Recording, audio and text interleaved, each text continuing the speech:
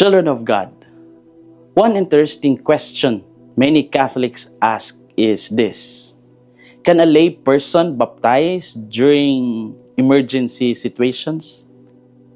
The answer is yes.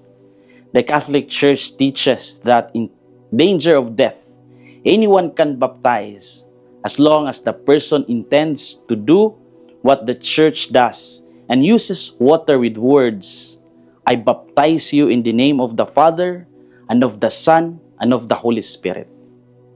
This usually happened in hospitals when a newborn is critically ill and no priest is immediately available.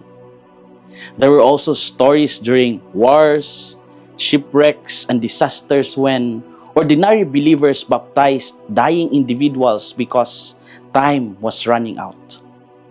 During the pandemic, some families even asked guidance from priests regarding emergency baptisms in critical circumstances.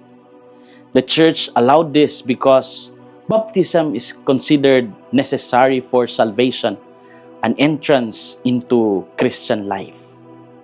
Still, the Church also clarified that under ordinary situations, priests and deacons normally administered the sacrament publicly within the faith community. Emergency baptism is never meant to replace the ordinary ministry of the Church. Rather, it revealed how seriously the Church valued the gift of grace and eternal life. Behind this teaching is a beautiful reminder that God's law exists not to burden people but to save them.